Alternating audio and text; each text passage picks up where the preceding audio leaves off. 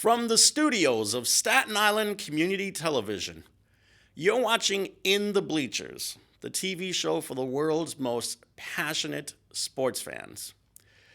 Hello and very happy Halloween, everyone. I'm Jaime Hixson.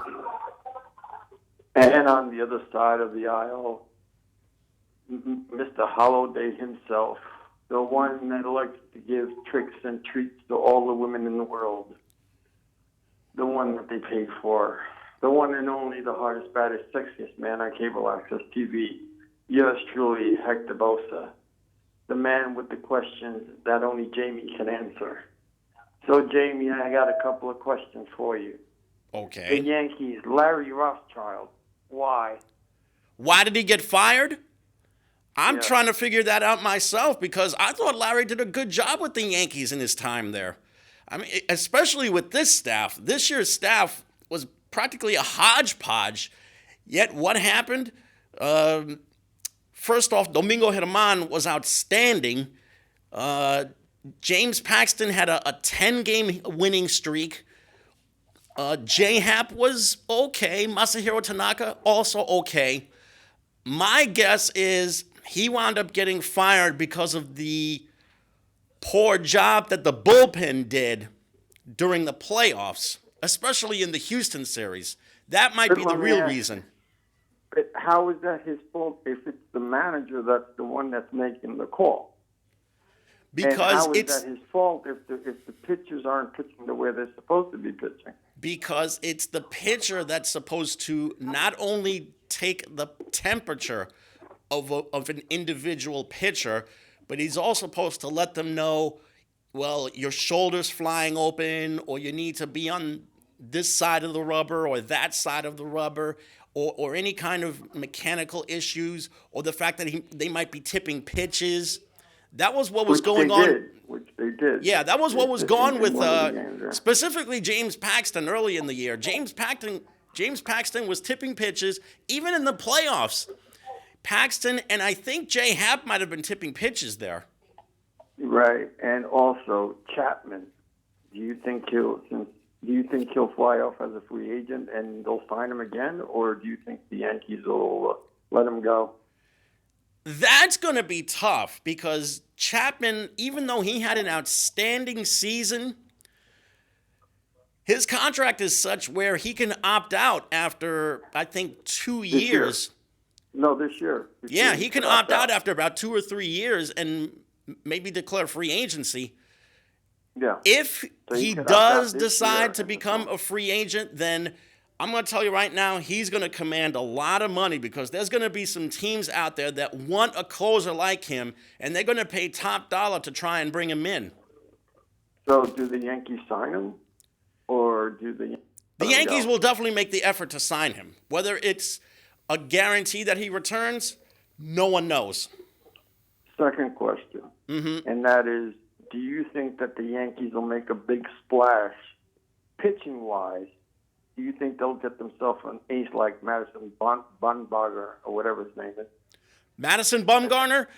Yeah, somebody of that nature. Do you think that they'll go that way? They can, or at least two of them. That way they can go 1, 2, and that because that's what killed them is the pitching, not so much the hitting. Yeah. Or was it the hitting that killed them? It was definitely the bullpen and the starting rotation to a certain extent, but the bullpen really self-destructed, especially in the Houston series. They were outpitched by the Astros. This is why. Do you think that they'll make a big splash for the pitching? They should make a big splash when it comes to getting a starting pitcher. Garrett Cole. He's going to be a free agent as soon as the World Series ends. If I'm the Yankees, I'd do anything to try and get him a long-term deal because he has shined. How long? What's that? You break. How much do you give him, and how long do you give him? I would give him maybe a 5 or 6 year deal, but I wouldn't break the bank for him. Depending on who his agent is, if he's got Scott Boras as an agent, then all bets are off because Scott Boras, you know how he works. He wants top dollar for every single one of his clients. Say what you want about the man, but he does do his job very well. You could say Maybe that the again. top dollar. That's why every single baseball player wants him as their agent, because they know he's going to get them top dollar. But Yeah. as far as what the Yankees should do, they have to make a big splash, and it has to be for a Pitching wise. pitcher. Pitching wise, whether it's a starter, maybe get them a little bit more help in the bullpen. Dylan Betances practically missed the whole season. Maybe I would bring him back on a reasonable deal, a more than fair deal.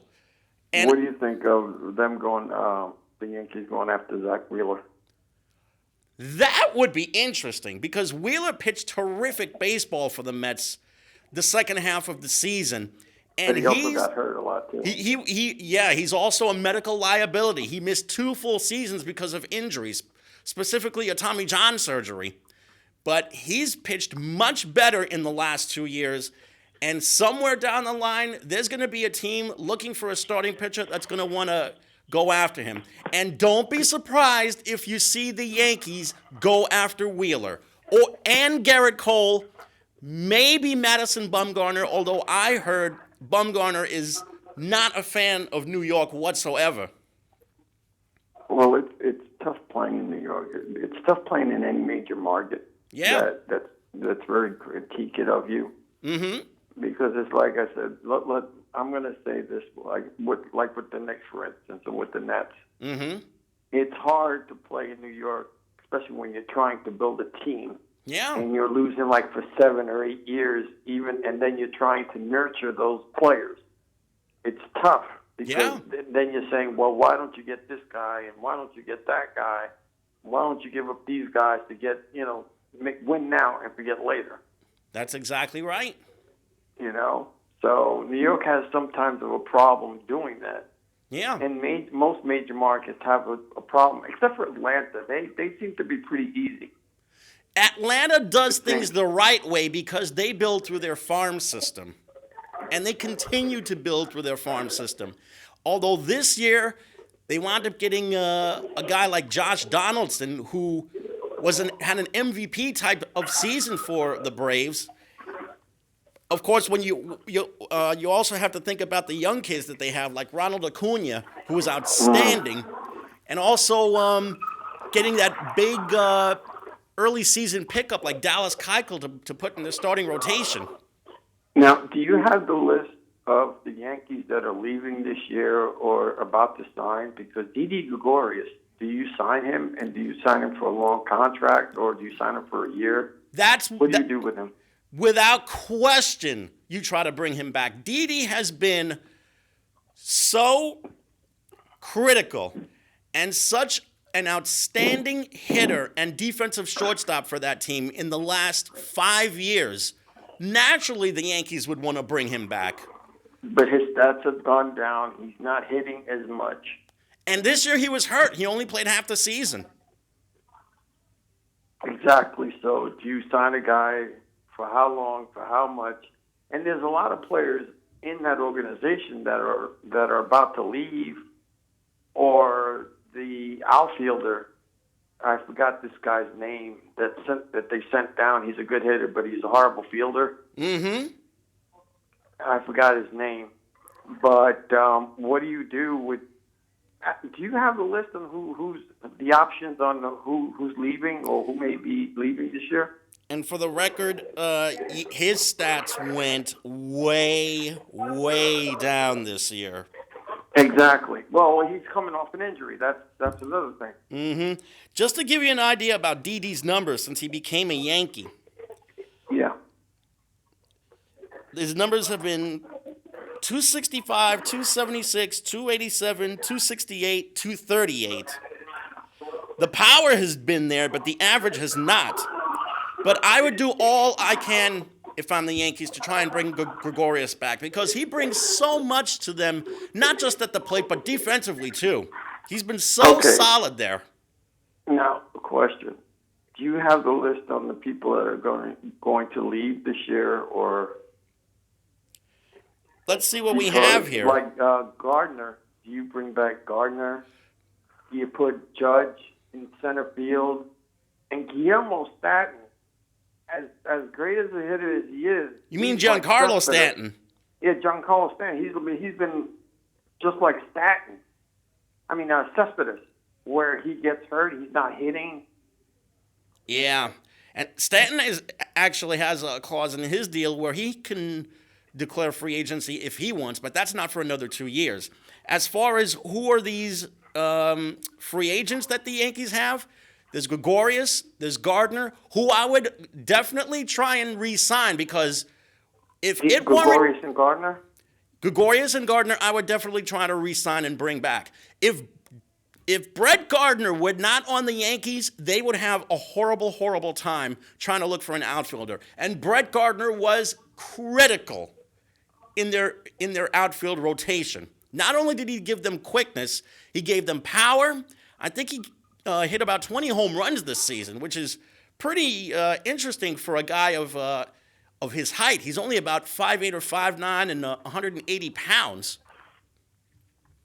There's also he got in trouble a lot too. I mean, sometimes you need somebody to light a fire on your ass. He seemed like one of those guys to do that. Gardner was definitely the guy. Notice the number of times he used the knob of his bat to practically bang the top of the dugout ceiling. He got thrown out for no reason sometimes, though. Yes, he did. And if I'm not mistaken, I think he was thrown out in that game as well. And that's where Aaron Boone made his famous "savages in the box" comment. Yeah, exactly. So who else? Chapman, I think, is supposed to declare free agency sometime next month. There's also Dellin Betances. You sign him? Chapman, I would definitely try to sign. The Yankees need a closer. And okay, go ahead. And I would definitely think about bringing Dellin Betances back, too. I mean, even though he missed the entire season, a guy like him who throws 95 to 100 miles an hour, you can't teach that. And he would make for a pretty decent closer someplace if it's not with the Yankees. Okay. Who else? So Betances, Chapman, Gardner, Gregorius are four of the most well-known free agents that the Yankees have. I think also Cameron Maybin is supposed to be a free agent at the end of the season. Cameron Maybin's interesting because ever since they bought his contract from the minor leagues, all he did was play a big, big part as a part-time player this whole season. He got big home runs for them. He got big hits for them. He played really good defense in the outfield for them.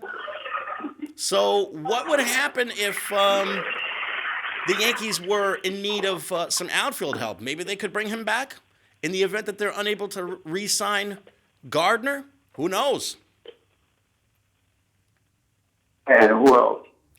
Those are the guys that I know of that are definitely free agents at the end of the year. Now, the guys that helped them get to where they had the part-time players. Mm-hmm. Now, those are the guys that you have to worry because they're saturated with people in those positions. Yeah, saturated with people that played huge roles for them this entire season. Guys like Thairo Estrada, who spent the majority of his year in the minor leagues, but then you had guys like Kyle Higashioka, Austin Romine, Mike Ford, Luke Voigt, Gio Urshela, who was fantastic defensively at third base and was a really good contact hitter too. Tyler Wade also. Clint Frazier was a good part-time player for them. Yeah, Clint Frazier, that's another one. Do you trade him or do you keep him? He's a really interesting player because he gives them a little bit of contact hitting, and he's also very good defensively. He got power. And he adds a lot of power too. But at the same time, he's had a reputation for having a bit of an attitude because he really clamored for playing time, and it rubbed a lot of the veteran players in the locker room the wrong way. So it could be that maybe the Yankees can package him in a deal to try and get a pitcher, or maybe they can package him in a deal where they can try and fill another area of need, like maybe some help in the bullpen. Well, this isn't the Yankees of old where they'll break the bank. Mm-hmm. So I don't know what they'll do. But let's go across the river for a moment and let's talk about the Metropolitans. Oh, yes. The Mets have a really intriguing thing going on with their managerial vacancy. We already know that Joe Girardi took the Philadelphia job. We also know that Joe Maddon took the Anaheim job. There's still the guys that are available that they've already interviewed more than once. Carlos Beltran, who made it loud and clear he wants the job. Eduardo Perez, another former major leaguer who worked with ESPN just recently. He might be an intriguing candidate. But then there's this one guy that no one has even mentioned by name, who some people now say is the blockbuster candidate that they might want to consider. And he's gotten more than one interview with them, too. Who's that? It's a guy named Pat Murphy. Pat Murphy coached for about a quarter century, almost 20 years to be exact, in the college ranks. He coached at Notre Dame and he coached at Arizona State. He won over 900 games in the college ranks. As a matter of fact, the guy that was his manager when he was bench coach for the Brewers, he wound up coaching at Notre Dame. It was Craig Counsell. So let me ask you, do you think he could bring the mentality of how he won as a coach in college to being a major league manager? What makes him so special? What makes him so special? For one, he gets results. Anybody that wins 900 games in almost 2 decades managing has got to be doing something right. But this is college. Yeah. This isn't the pros. This is different. Mm-hmm. I think because of his time coaching with the Brewers recently under Craig Counsell, and also having managed a little bit the San Diego Padres for just over half a season, I think he might have enough of a pedigree to be a lot more intriguing to the Mets than any of these other guys have. At least Pat Murphy. Want? What's that? Who would you want? Tell you what, Carlos Beltran, people have been singing his praises as a future manager. One guy who really thinks he could flourish as a manager is another guy named Carlos Correa from the Astros, because Beltran wound up mentoring him that one season when he played with the Astros. He taught him how to look at pitchers, how to study pitchers. He taught him how to position themselves defensively. He taught them how to scan everything on the infield and the outfield. And he also taught him how to conduct himself as a professional baseball player. Okay, so what makes him so special, though? Because remember, he hasn't managed that I know of. He hasn't managed. Mm-hmm. And, what makes him so special? What makes the other guy so special? Because you got the gentleman that you were speaking of, he's got the pedigree of the 900 college wins and all that other stuff.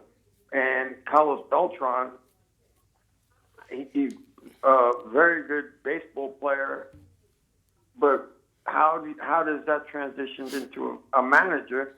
Because you had Mike Schmidt, who wants to be a major league manager, and he never got the chance. And the other guy that used to be with the Chicago Cubs and the Phillies, Jacoby Edelberry? No, that's Jacoby. Oh, I forgot this guy's name, but he wants to be. You mean manager Ryan to Sandberg? Yeah, Ryan Sandberg. That's another guy. Ryan Sandberg actually managed in Philly for a short time. He could not wait to get out of there. He managed for about not even a quarter of the season. But like I said, even Wally Backman has been trying to manage in the major leagues, but he's always having problems. Yeah, with a lot of self-inflicted wounds because of his domestic violence problems with his previous partners, and that's basically what's ostracized him from baseball now. Exactly, but he's winning. He's a very good manager in the minor leagues. Yes, he is. Good winning percentage. And so, your answer to the question, what makes Carlos Beltran or Pat Murphy that special? Pat Murphy gets you results, and he also brings a really different perspective on the game from the bench. Carlos Beltran, yes. he was a de facto manager when he was a player, specifically a part-time player with the Astros, and Correa swears by him. Now, whether this is going to translate into 162 games strictly being on the bench, we're just going to have to wait and see. But those three guys have become really, really interesting guys right now to consider for the manager's job. Well, right now also, if you look at the Mets lineup and all, who's leaving? Is there anybody leaving in the Mets organization? Is there any free agent? You mean aside from Zach Wheeler? Yes. Well, let's look at it. Because you already know they need bullpen help. Yeah, they need bullpen help in the worst way. Maybe Rene Rivera. I'm not really sure.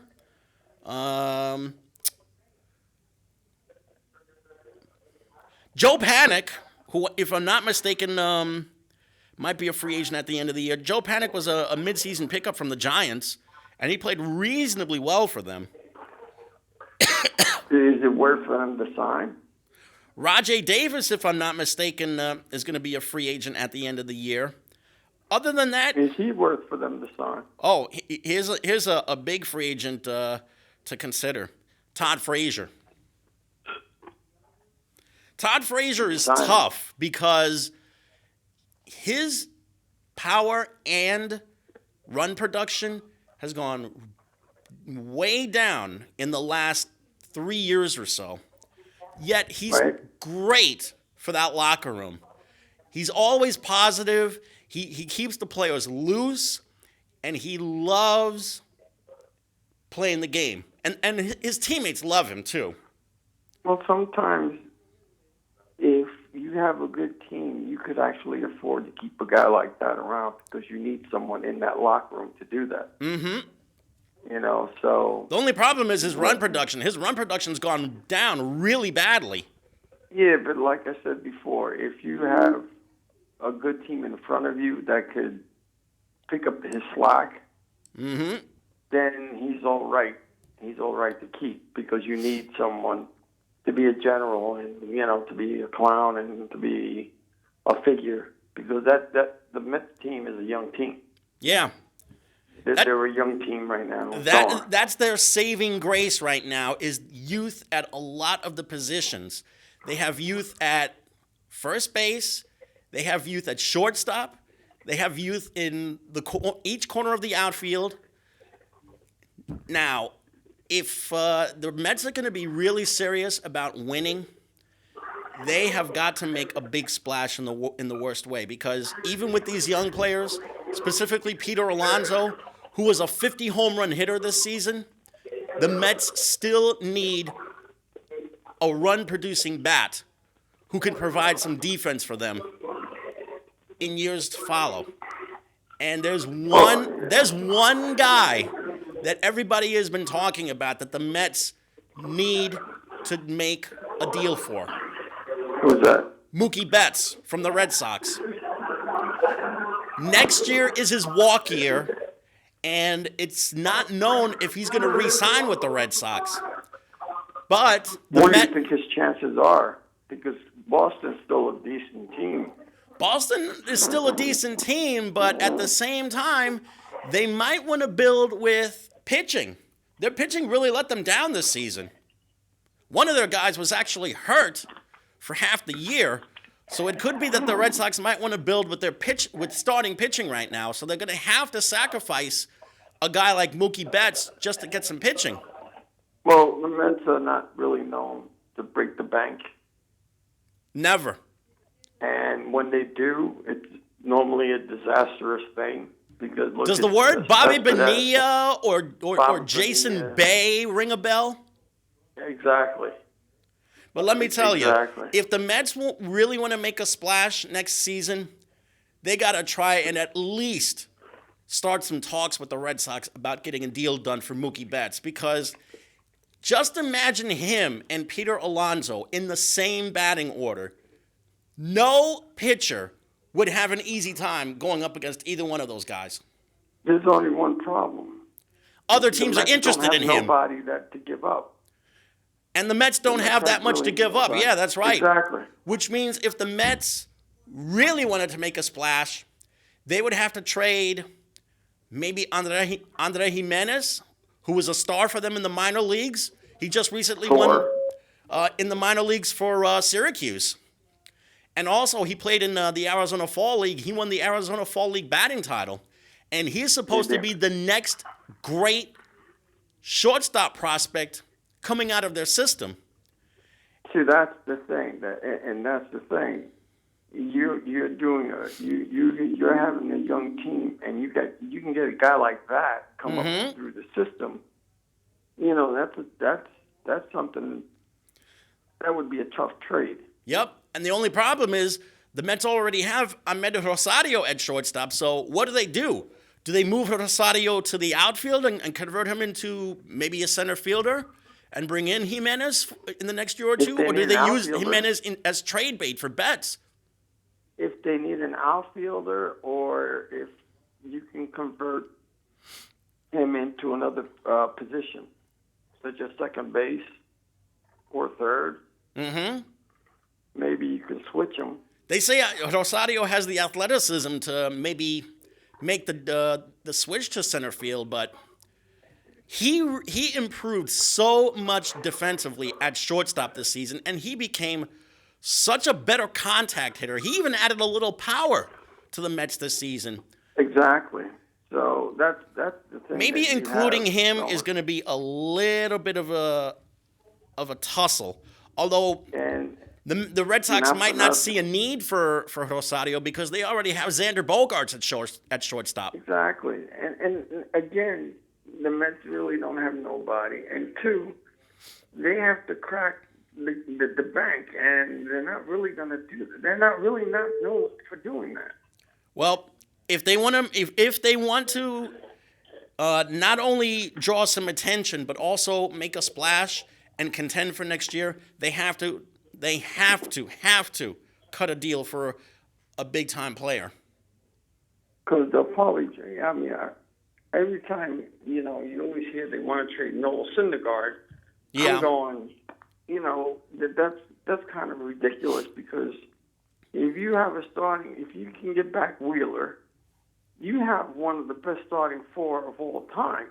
That's right. Mm-hmm. And then and then they're not old; they're still young. Yeah. And Jacob deGrom is only 30 years old. Exactly. And then with the team that you have now, look how well they played.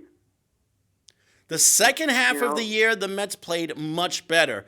And, they really ended the season on such a rosy note by sweeping the Braves 3 straight at Citi Field to end the year. And it was the way that they ended the year, too, with Dominic Smith hitting that home run, that 3-run home run to end the game. That created such positive vibes for the Mets going into the offseason. They need to have something to build on in the winter so they could have something to look forward to in spring training. And speaking of disastrous things, let me say the poor Jets. Oh, brother. You know, is it time to get a new coach? Because that's the buzz I'm hearing now. I didn't even like Adam Gase to begin with. The Jets really dropped the ball on that one, for lack of a better term. But if they were to fire Adam Gase after half the season, it would only be admitting the mistake that they made in the first place. So no, because for one, the schedule is actually going to be a little bit more favorable for them. Tolerable.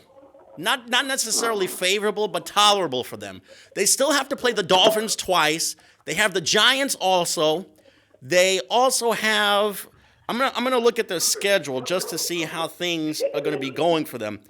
Next week is going to be really, really rough because the Jets have to have...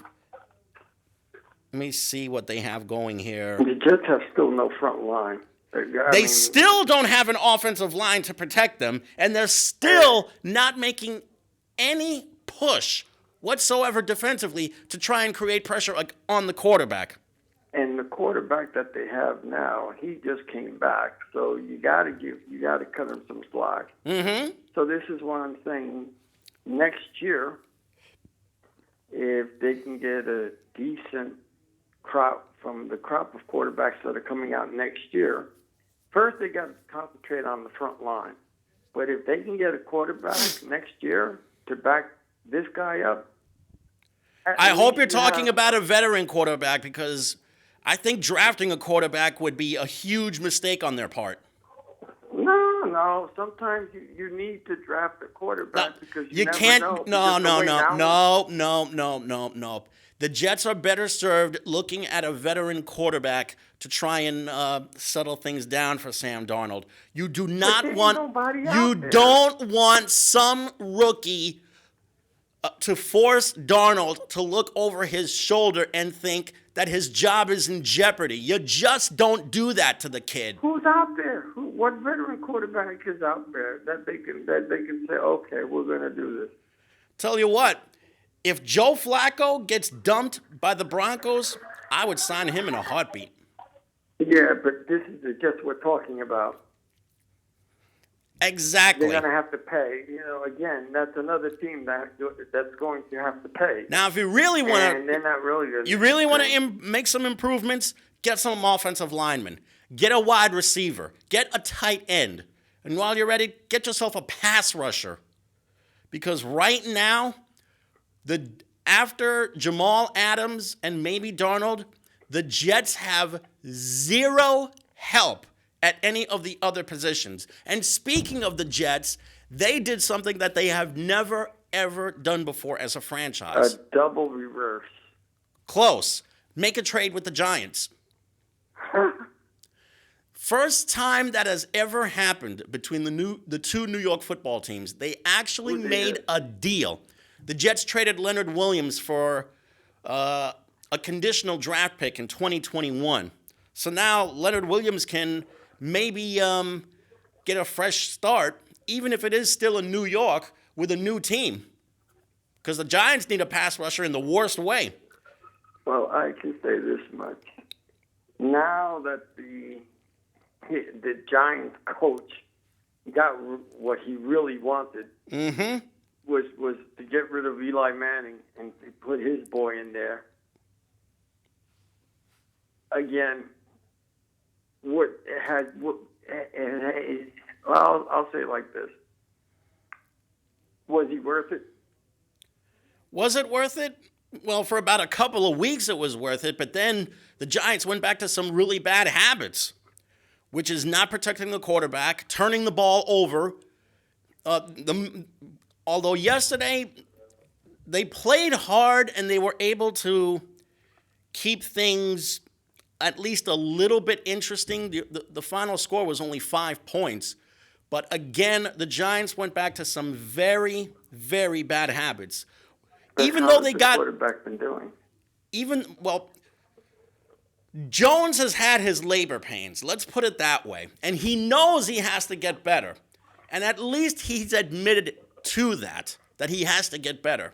Give the kid credit on one thing. He knows that he has got to make some strides now, but saying them is one thing, doing them is another, and all he's done is just commit one turnover after another the last, 4 games now? 4-game losing streak for them, and all they've done is turn the ball over. So, when do you bring back Eli Manning? If they did that, then that would be that would reek of a panic move right there. You know that the coach will never allow that. Like I've told you from the beginning, because you've heard him. Oh, this guy is great. I'm telling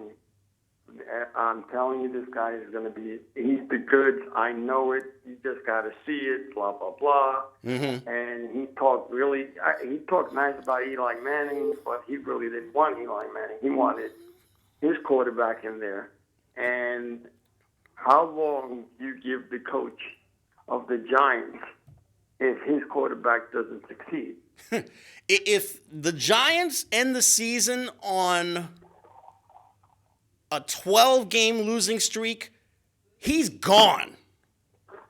Pat Shurmur is more gone than a Peter Alonso home run. And it's not like the Giants goofed when they made the deal to get Jones. I mean, have you seen the way he runs with the ball? He's shown some athleticism. And that's great. And he's got really decent zip on the ball. His problem is if he's under pressure, he's constantly throwing off of his back foot instead of stepping up to throw. That's his number one problem right now. Oh, he's not Mr. Happy Feet. Yeah. He doesn't, what I call happy feet. He's one of those people that doesn't plant his feet down. He dances. Not only does he dance, he seems to be caught leaning backward when he's throwing the ball. That's called throwing off of his back foot, which quarterbacks are not ever supposed to do if they want to protect the ball. So, but that's half of the problem offensively. The other problem is the offensive line. And again, what is it about the offensive line? You just don't have an offensive line. The Giants don't have an offensive line.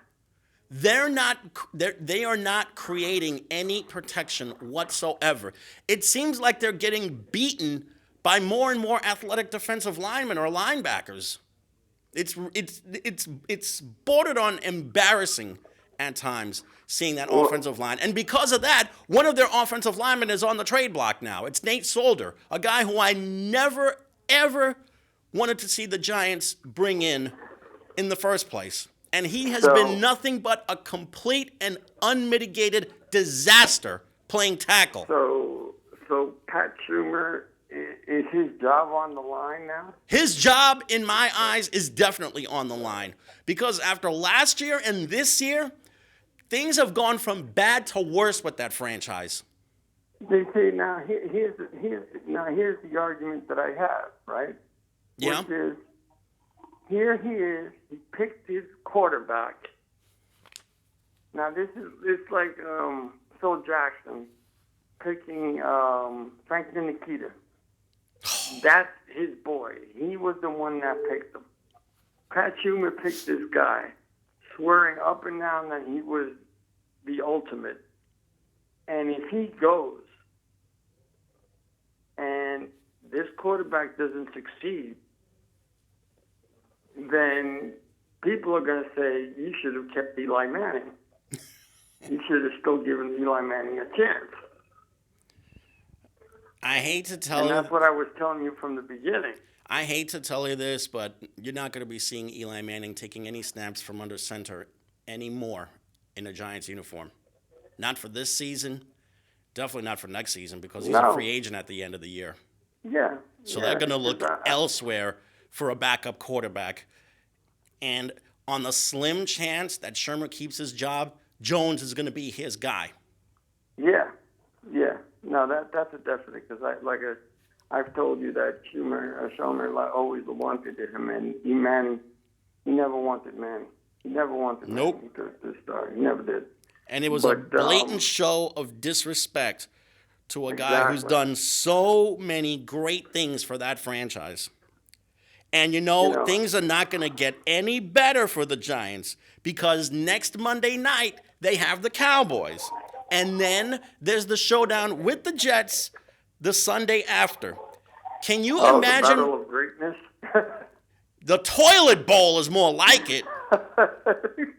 And then after that, the Giants have the Bears, the Packers, the Eagles, the Dolphins, the Redskins, and the Eagles again.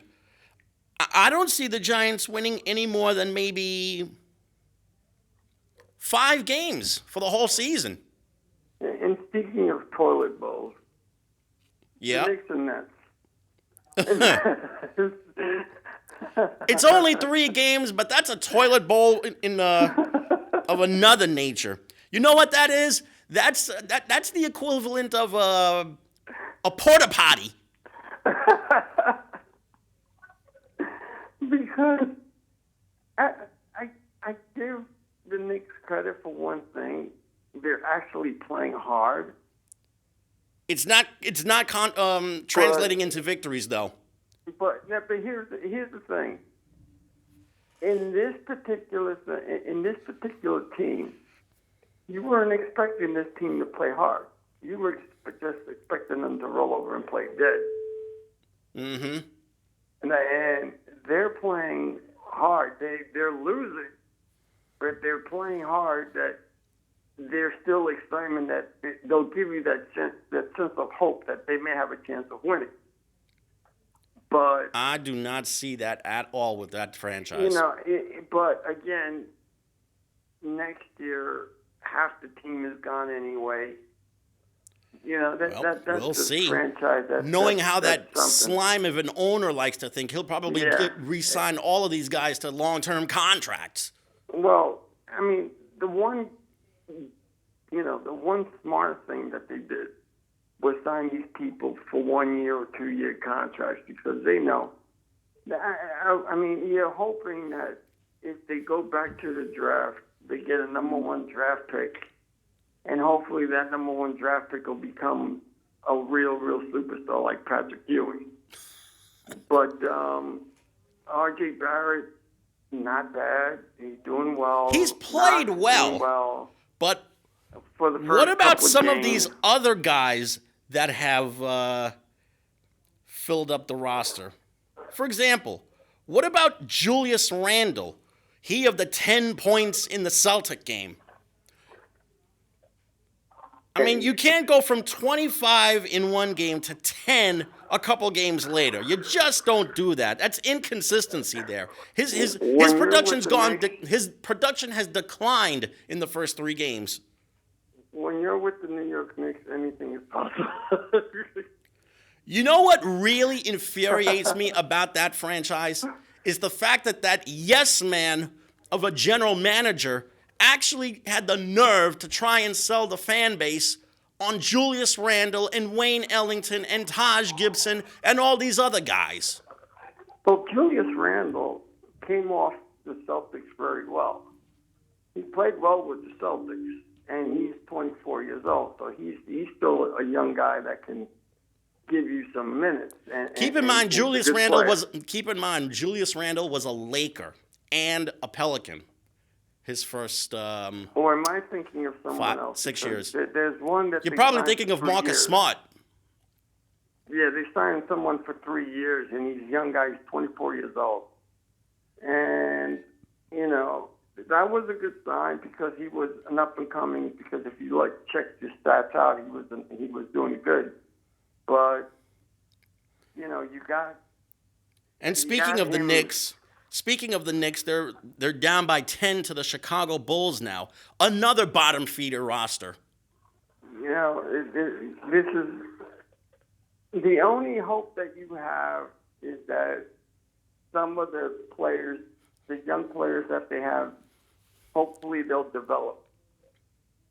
That's the only thing that you can go for, and then you hope and pray that the owner sells the team, which that'll never happen. Because I think it's the owner's fault that the team, nobody wants to come here. Damn right. It's the owner's fault. Nobody wants to come here because of the owner. Damn right. And the atmosphere, the way they treated Charles Oakley, the way he treated some of the fans and everything else. Who wants to play for someone like that unless you're building from scratch? You know, that's the only thing I can think of. Oh. And the Porzingis thing, you'll never know the truth. All I can say is Kristaps Porzingis is very happy where he is at in Dallas right now because he's working he's got with a better team too. Yeah, not only does he have a better team, he's also working with a better younger player, Luka Doncic, a guy who's been nothing but dynamite since his rookie year. And now on the other side of the Brooklyn era is the Brooklyn Nets. Brooklyn is in a lot of trouble, I will tell you right now. Because, for one, they have been a major letdown defensively. I mean, they've been burned for scores of 125, 100 and, let's see. I have the scores right here. They've been burned for 134 points, 125, and 109. This just goes to show you that the Nets have been 2 or 3 steps slow defensively going up against the opponents that they have. And not only that, to be beaten at the buzzer twice is heartbreaking. That team should be 3-0 right now, but the main problem for them is they cannot stop anybody defensively. And they were a good defensive team. That's the thing that killed me. Yeah. What happened? What happened? Well, let's see. John Morant started slicing and dicing them on the open court, especially in the break. In the first game, let's see. Who did the Nets play in that first game? It was Minnesota. Karl Anthony Towns was the problem. He shredded them on the interior. And then there was the Knicks game, a game which, quite frankly, they never should have been in the first place, but somehow they were able to come from 16 down to win it. But last night, mighty Knicks. Yeah, John Morant wound up really shredding them. He didn't really score that many points, though. I mean, he only came away with 30 points. He had a 30-point game with them.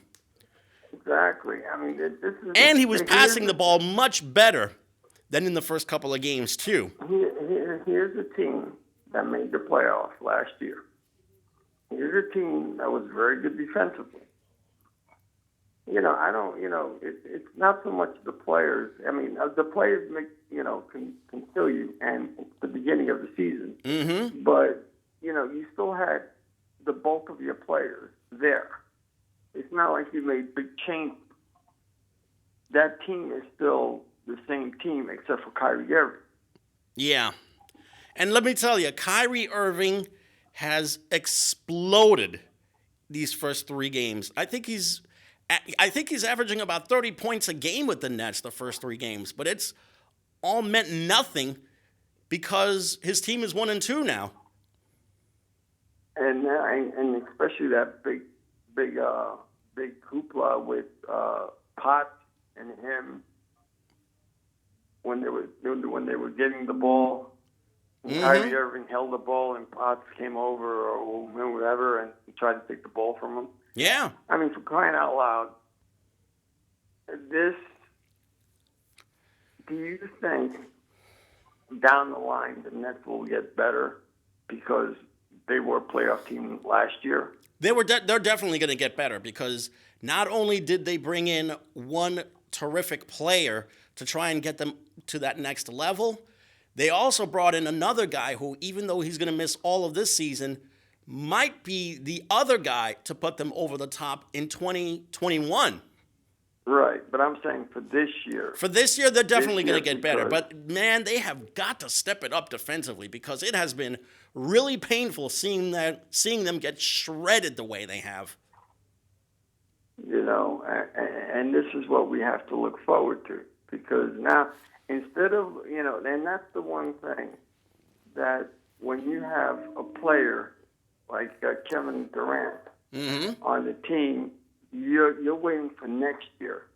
Yeah. Instead of you going and saying, well, we made the team this year, we should be able to make the playoffs this year too. You know, just 5 years ago, there was a time when the Nets had to wait until next year, and the year after that, and the year after that, and the year after that, and the year after that. But now, there's talk of a possible championship with this franchise, which was unheard of 25 to 30 years ago. But now, they've been a bit of a disappointment this season. The last time you heard them talk about a championship playoff is when they had Bob McAdoo, Albert King. Actually, the last time they talked about winning championships was when Julius Erving was there and they played in the ABA. With the ABA, but when they became into the NBA, when they had Albert King and them other guys, but every year the poor Nets, New Jersey Nets, were tanking. And they became the butt of every single joke around the league. It got so bad, there were even referees who were making fun of them. Yeah. And they were calling their games. Yeah. The Meadowlands was the second Madison Square Garden. more like an igloo. Fans going. There were so many Knicks fans going over there that they were saying, "But this is our home court," and we got more Knicks fans yelling for defense and so on. Because I was there for one or two of those games, and I'm going. They did the same thing this past Friday night. All the Knicks fans made their way into the Barclays Center, and were outnumbering the Nets fans. And I don't understand that. I don't get it. You know why? Because the Knicks got here first. That's why. They are one of the founding fathers of the National Basketball Association, along with the Celtics, the Lakers, the Warriors, the Pistons, the Hawks, and the 76ers, who used to be the Syracuse Nationals. Yeah, I mean, the Nets got here, 1967? And they were in Jersey for a year, then moved to Long Island, played at a little shack over in Comac. Then they moved into Nassau Coliseum, and then called that home for about 6 or 7 years. And then when they moved into the NBA and they sold Julius Erving, they had no choice but to sell him, and they called the Meadowlands home after spending some time over at Rutgers. But now they're in a much, much better shape. They don't have to be at that cold, freezing Meadowlands arena anymore. That's what I remember about the Meadowlands. I remember how freezing it was. Yeah. But some of those games were so boring that people were sleeping there. Yep. They were giving away their tickets and everything. They tried everything, free parking.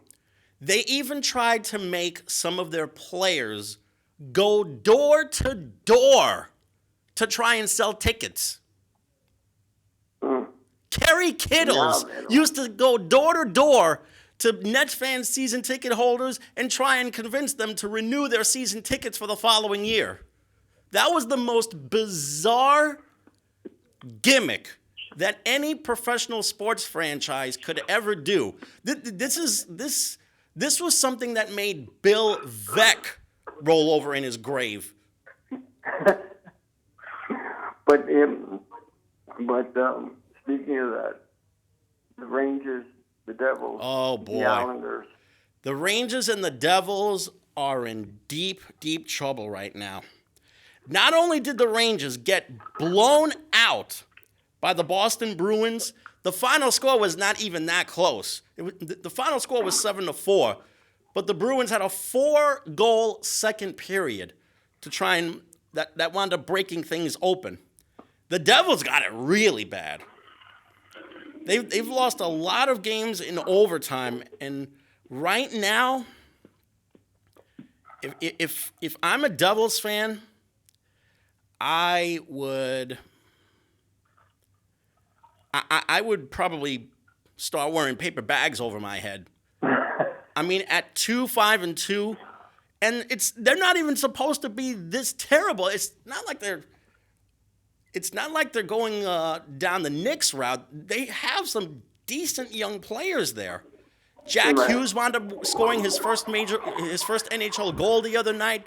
There's also Nico Hischier, PK Subban, who they got in a trade from Nashville. The players are there, but their play down the stretch of games has not. Now, as far as the Islanders are concerned, the Islanders have... Is there hope? Yeah, at least there's a little bit of hope going on for the Islanders now.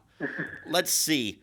They just won against Philly last night.